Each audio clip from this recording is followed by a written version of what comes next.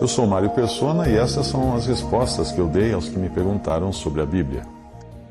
Você escreveu perguntando quem poderia falar nas reuniões quando a igreja está reunida ao nome do Senhor.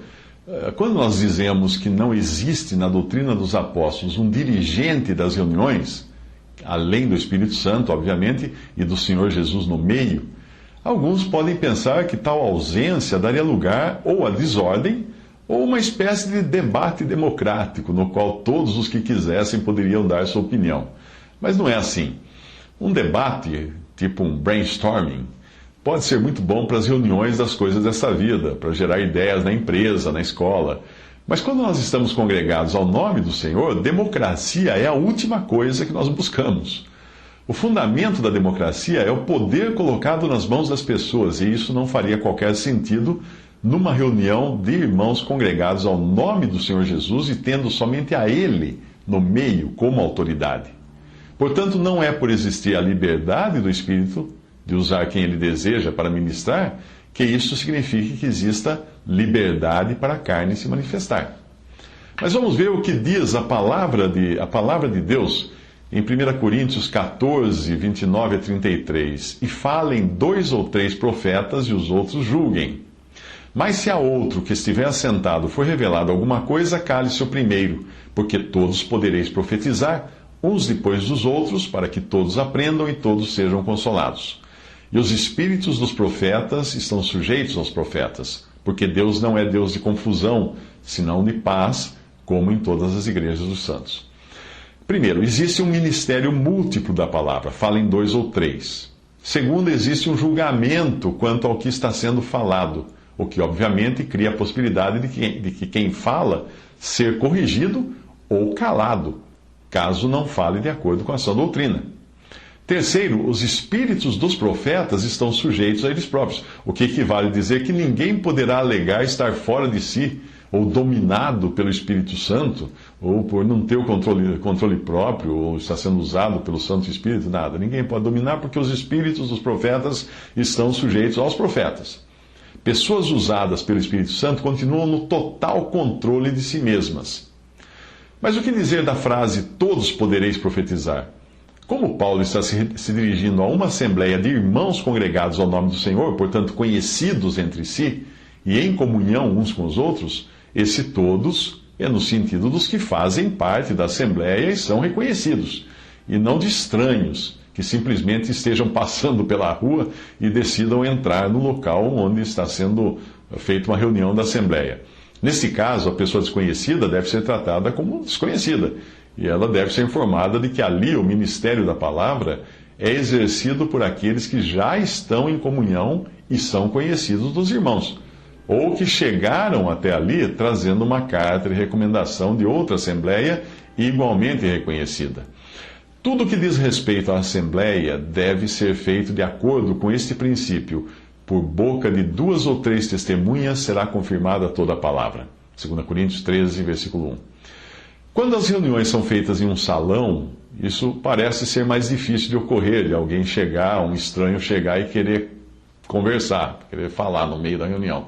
Mas quando elas são feitas nos lares, a impressão que outros que chegam têm é de que seja algo informal e, portanto, com a licença para qualquer um se manifestar. Eu já passei por situações embaraçosas quando eu morava em São Paulo e as reuniões da Assembleia eram na minha casa. Às vezes aparecia algum visitante ou amigo de alguém que reunia e no meio da reunião a pessoa achava que aquilo ali era um debate para todos participarem e aí começava a dar suas opiniões. Obviamente, às vezes eram pessoas incrédulas, falando totalmente fora do ensino da palavra de Deus. Aí a gente, com muito cuidado, muita delicadeza, interrompia a pessoa, avisava que no final iria ter um espaço para conversa. Houve casos também de mulheres fazendo assim, o que obviamente é totalmente contrário à ordem da reunião nas assembleias.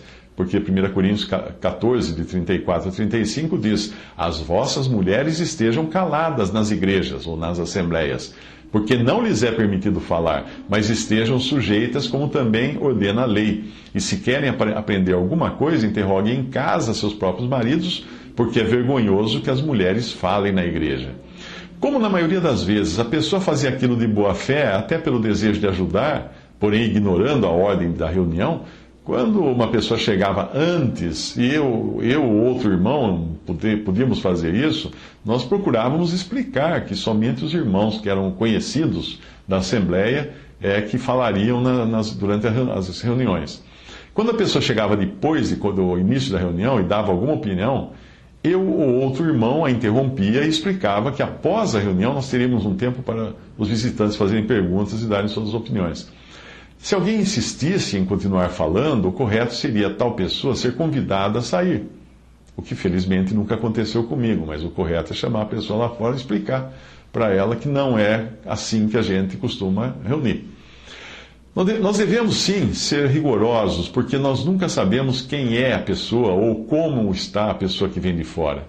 Basta nós vermos quantos hoje são seguidores de religiões e de pregadores que professam más doutrinas, para nós entendermos que essas pessoas podem ser instrumentos para contaminar a mente dos irmãos.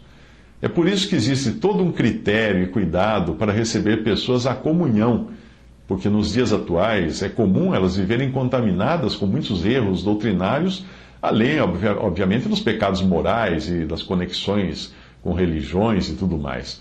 O cuidado deve ser ainda maior quando se percebe na pessoa um sentimento de liderar, porque tanto pode ser um irmão sincero, como um herege atrás de discípulos para si, ou um lobo querendo destruir o rebanho.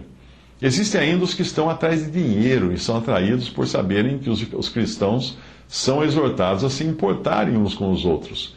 Eu já tive experiência com alguns tipos assim, que estavam interessados em dinheiro.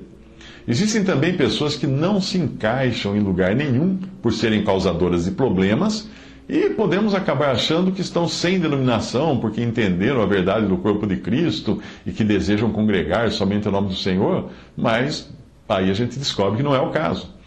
Existem pessoas que foram colocadas fora de comunhão em uma denominação por algum pecado grave ou por insubordinação e podem querer se aproximar assumindo o papel de vítimas de injustiça.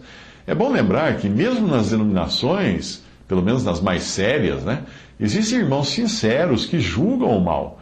Portanto, nós não devemos fechar os olhos para a disciplina a qual alguém foi submetido enquanto estava na denominação, pois pode ter sido uma disciplina perfeitamente válida e de acordo com as Escrituras. Alguém poderia achar essa atitude como contrária ao comportamento cristão, de amarmos uns aos outros, de perdoarmos uns aos outros, mas continua ainda valendo a exortação que o Senhor deu aos discípulos. Em Mateus 10,16, eis que vos envio como ovelhas no meio de lobos. Portanto, sede prudentes como as serpentes e inofensivos como as pombas.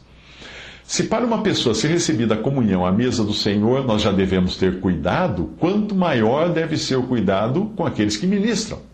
Não é qualquer um que pode ministrar, porque primeiro ele precisa ser aprovado quanto à doutrina. Existem irmãos que, por ensinarem coisas erradas ou nebulosas, são colocados em disciplina de silêncio até que se esclareça o que eles querem realmente dizer. Embora eles continuem em comunhão à mesa do Senhor, são proibidos de falar nas reuniões, até que se tenha certeza de não estarem envolvidos com algum erro doutrinário, que poderia gerar contendas em plena reunião e contaminar os ouvintes. 2 Timóteo 2,14 diz: traze estas coisas à memória, ordenando-lhes diante do Senhor que não tenham contendas de palavras que para nada aproveitam e são para a perversão dos ouvintes. Existe um princípio que nós podemos adotar, embora o versículo fale especificamente de diáconos, que eram os que cuidavam das necessidades materiais. Esse princípio fala do cuidado que deve ter com aqueles que servem ou ministram a palavra de Deus. 1 Timóteo 3,10, também estes sejam primeiro provados, depois sirvam se forem irrepreensíveis. Isso está falando dos diáconos, e é importante também usar o mesmo princípio naqueles que servem, por assim dizer, o alimento espiritual da palavra de Deus.